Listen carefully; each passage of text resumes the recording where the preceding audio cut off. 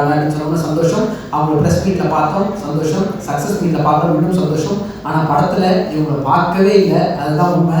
படத்தை நாங்கள் பார்த்தது ஒரு கதாபாத்திரமாக மணிரத்னம் சார் உங்களோட ஃபேன் அப்படின்னு சொல்கிறாங்கன்னா நாங்களாம் உங்களோட ஃபேன் லைவ் வாஷிங் மிஷின் இன்னும் எல்லாமே அப்படி ஒரு சந்தோஷம் உங்களை பார்க்கும் பொழுது. எஸ்கேன் மேஜர் அவர்களாக மாறி உங்கள் வீட்டுக்கு வந்த இடத்துல ஒரு கேட்டுருப்பீங்க ஒரு வார்த்தை, விட்டுலான்னு சொல்லிச்சு வீட்டுக்கு தேடி வந்திருக்குன்னு. அந்த இடத்துலலாம் கண்ணியா எனக்கு தெரியலங்க. அப்பேற்பட்ட எமோஷன் கொடுத்த சாய் மொழி அவர்களே ஒரு மிகப்பெரிய கைத்தலுடன் பேசுறதுக்காக அழைக்கிறோம்.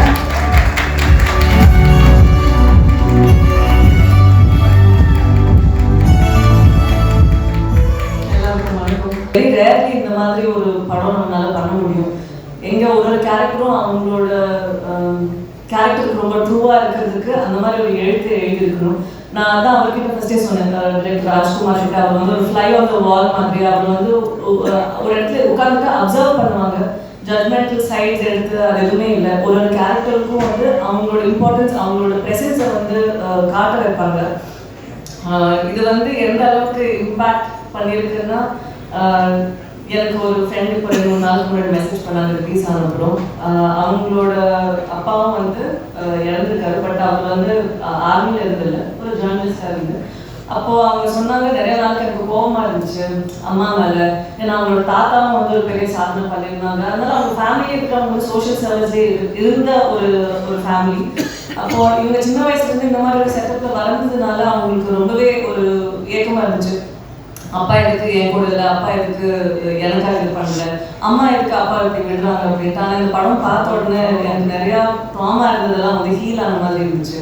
என்னோட அம்மாவோட பர்ஸ்பெக்டிவ் வந்து இந்த படத்தை பார்க்க ஆரம்பித்தேன். அதுக்கப்புறம் எனக்கு எந்த அளவுக்கு வந்து ஒரு சமூகத்துக்காக வந்து போராடுற எந்த இண்டிவிஜுவலாக இருக்கட்டும், அது ஒரு என்ஜிஓ இருக்கட்டும், இல்லைன்னா நம்ம வீட்டுக்கு பக்கத்தில் ஒரு விஷயம் சண்டை போட்டு நம்ம யாருக்காக வந்து கொண்டு வந்து கொடுக்குறோன்ட்டு இருக்கட்டும். ஸோ ஒரு ஆளும் வந்து இன்னொரு ஜீவனுக்காக பண்ணுற விஷயத்த வந்து ஐ திங்க் அவங்க ரொம்ப ஃபீல் பண்ணியிருந்தாங்க. என்னோட அம்மா கூட நான் கொஞ்சம் சண்டை போட்டிருந்தேன்ட்டு. ஸோ இந்த லாட் ஆஃப் வேஸ் நாங்கள் நினச்சது வந்து ஒரு ஃபேமிலியோட ஒரு ஜேர்னி வழியாக வந்து நம்ம இன்னொரு பெரிய பாப்புலேஷனை காட்டுவோம்.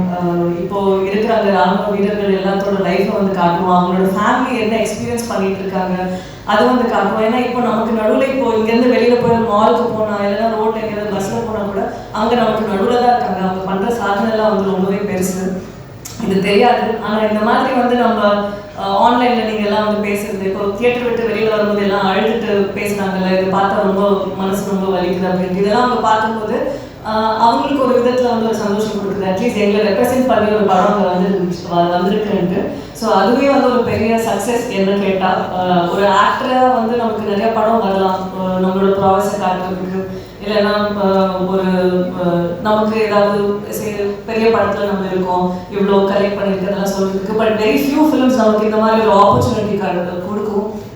எங்கே வந்து ஒரு சில ஒரு கம்யூனிட்டி ஆஃப் பீப்புள் பற்றி நம்ம பேசாமல் இருந்து அதை பற்றி ஒரு கரெக்டாக அவ்வளோ ஆத்தென்டிக்காக காட்டுறதுங்கிற ஒரு விஷயம். அது மட்டும் இல்லை, அவர் ஒரு டைம் டப்பிங் எல்லாம் வந்து ஆஸ் ஆக்டர்ஸ் நமக்கு தெரியும் இருக்கிற கண்டிஷன்ஸ் எல்லாம் எப்படின்ட்டு. டப்பிங் ஸ்டூடியோவில் ஏசி போட்டிருப்பாங்க, ஆஃப் பண்ணுவாங்க, நமக்கு ஒரு குஷன் இருக்கும், நின்றுட்டு பேசுவோம், பிரேக் எடுப்போம். அங்கே இந்த படத்துக்கு வந்து எனக்கு ரொம்பவே ஆஸ்ட்ரக் பை வாட் ஹேப்பன். அந்த காஷ்மீரில் இருந்த கேரக்டர்ஸ் எல்லாம் எப்படி நடிக்க வைச்சாங்க. அது அவ்வளோ ஒரிஜினலாக இருந்துச்சு. அந்த ஃபியூனரல் சீனாக இருக்கட்டும், இல்லைன்னா அந்த அம்மா வந்து கீழே விழுந்து கதறதா இருக்கட்டும், அது அவ்வளோவே புதுசாக இருந்துச்சு எனக்கு பார்க்கும்போது. அப்போ அவர் ஒரு கிளிப் காட்டியிருந்தாங்க.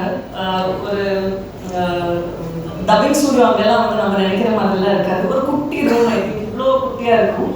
அதில் ஏசியில் ஃபேனில் போய் வேர்த்து கொட்டிட்டு அவங்கெல்லாம் பண்ணுறாங்க. அவ்வளோ பேஷனேட்டாக இருக்காங்க. அங்கே நம்ம யோசிக்கிறோம்ல இந்த மாதிரி ஒரு வாழ்க்கை இருக்கா. பட் அதை மீறி அந்த ஒரு கிராஃப்ட்டுக்கு ஒரு ஆர்ட்ஸுக்கு வந்து அவங்க அவ்வளோ ஒரு தெரியல என்ன யோசிச்சாங்கன்ட்டு அந்த அளவுக்கு ஒரு அவங்க இப்போ ஃபேஸ் இல்லாத ஆள் இப்போ இருக்குது சாய்பால்னு ஒரு பேர் இருக்காங்க. எல்லாம் வந்து அவங்க ஆனாலும் they gave their everything more than what we might have given. So இந்த படம் வந்து சும்மா சக்ஸஸ் இல்லை. நாங்கள் இங்கே இருக்கிற ஆளுங்க மட்டும் இல்லை, நிறையா பேர் who work behind the camera and to make this happen. So இது எல்லாரோட இன்டென்ஷன்ஸ், எல்லாரோட ஒரு நல்ல மனசு, அது வந்து ஆடியன்ஸ்க்கு சம்டைம்ஸ் அது புரிஞ்சுக்கும். அப்படிதான் வந்து இது வந்திருக்கு நான் நம்புகிறேன். ரொம்ப அழகாக நிறைய பேர் வந்து எழுதியிருந்தாங்க ஆன்லைன்லேயும் அண்ட் இன் பர்சன் பார்க்கும்போது கூட நிறைய பேர் ஜென்ரலாக ஒரு படம் பார்க்கும்போது வந்து சொல்லுவாங்க, ஓ இது நல்லா இருக்கு, இந்த சீன் நல்லா இருக்கு, இது நல்லா இருக்குன்ட்டு. இந்த படம் பார்த்தோன்னா யாருமே வந்து என்கிட்ட ஒன்றும் பேசுறதுக்கு இல்லை, கட்டி பிடிச்சிட்டு தான் அழுதாங்க. அதுவே ஒரு பெரிய ரொம்பவே பவர்ஃபுல்லான ஒரு ஸ்டேட்மெண்ட்டாக எனக்கு தெரிஞ்சுது. இந்த மாதிரி ஒரு படத்தில் வந்து நான் ஒரு பார்ட்டாக ப்ளே பண்ணதுக்கு வந்து நான் ரொம்பவே சந்தோஷப்படுறேன். அதுவும் இந்து மாதிரி ஒரு கேரக்டர் வந்து ப்ளே பண்ணதுக்கு வந்து நான் ரொம்பவே I think it's a blessing. I should thank Rajkumar sir. அவர்கிட்ட அன்றைக்கே சொன்னேன், ரங்கூன் வழியா வந்து அவர் கௌதம் கார்த்திக்கு ஒரு கரியர் சேஞ்சிங் ரோல் கொடுத்தாங்க. இப்போ அமரன் வழியா ஒரு சிவகார்த்திகேயன் இன்னொரு கரியர் டிஃபைனிங் ரோல் கொடுத்துருக்காங்க. எனக்கும் எப்போ அவருக்கு போய் துண்டு போட்டு வைக்கிறேன், எனக்கு ஏதாவது கரியர் சேஞ்சிங் ரோல் கொடுங்க அப்படின்னு நான் சொல்லி வச்சேன். So it wouldn't have been again possible without a team like this. Sai sir, Shiva, அவரை பற்றி சொல்லணும்னா அவர் பார்க்கறதுக்கு தான் இவ்வளோ சைலண்டாக இருந்துட்டு கொஞ்சம் காமெடியெல்லாம் பண்ணிட்டு தான் இருப்பாரு. But he's very serious when it comes to roles. அங்கே இருந்துட்டு he'll keep looking at what he can do to improvise. இப்போ எனக்கு ஒரு விஷயம் தெரியாதுன்னா he'll be quiet, he'll try to improvise that in certain ways. It's very nice. அவர் வந்து புதுசாக Rolle's எல்லாம் எடுத்து பண்ணுறது ஒரு ரொம்பவே தெரிஞ்ச ஒரு லுக் இல்லாமல் ஒரு ரோல் வந்து ரொம்ப அவரோட பார்த்து டிஃபைன் பண்ணுற மாதிரி எடுக்கிறது வந்து it's very nice and enjoying to watch close by. And GV Prakash sir, Kalai and sir எல்லாத்துக்குமே வந்து congratulations as a team that everybody is being appreciated. ஏன்னா யாரை கூப்பிட்டு வாழ்த்துனா கூட அவங்க சொல்கிறது டீம் மொத்தத்துக்கும் சொல்லுங்க, ஒரு டிபார்ட்மெண்ட்டும் அவ்வளோ நல்லா வந்து அவங்களோட வேலையை கரெக்டாக பார்த்துருக்காங்க, அது தெரியுது ஸ்க்ரீன்லன்ட்டு. So very very happy. And moreover RK5, Kamal sir, Mahendran sir, ஏன்னா இதை வந்து அவங்க மவுண்ட் பண்ணது ரொம்பவே முக்கியம். ஏன்னா இட்ஸ் ஈஸி இதை கொஞ்சம் கமர்ஷியலைஸ் பண்ணி இது இல்லைன்னா லவ் ஸ்டோரி அது இல்லாமல் கரெக்டான போய் அங்கே நாங்கள் ஒரு வாரத்துக்கு முன்னாடியே ரிலீஸ்க்கு ஒரு வாரத்துக்கு முன்னாடியே போய் ஆர்மி ஆஃபீஸர்ஸ்க்கு எல்லாம் காட்டணும், அவங்களுக்கு காட்டி அவங்க என்ன ஃபீல் பண்ணுறாங்கன்னு பார்த்துட்டோம். அதுக்கப்புறம் ஒவ்வொரு ஸ்டெப்லையும் வந்து கபிலன் அவங்க எல்லாம் இருக்காங்க. So everywhere they did what was important for the film to go reach the audience in the right way. இல்லைன்னா சம்டைம் நம்ம வேற ஒரு படத்தை எதிர்பார்த்து வந்து வேற ஒரு படம் பார்க்கும்போது ஒரு ஜோல் தெரியும். So it was done so beautifully and கரெக்டாக மவுண்ட் பண்ணி எடுத்து போய் ஆடியன்ஸ் கிட்ட சேர்த்ததுக்கு I have to thank RK5, Mahendran sir, Thomas sir and அவ்வளோதான். ரொம்பவே நன்றி.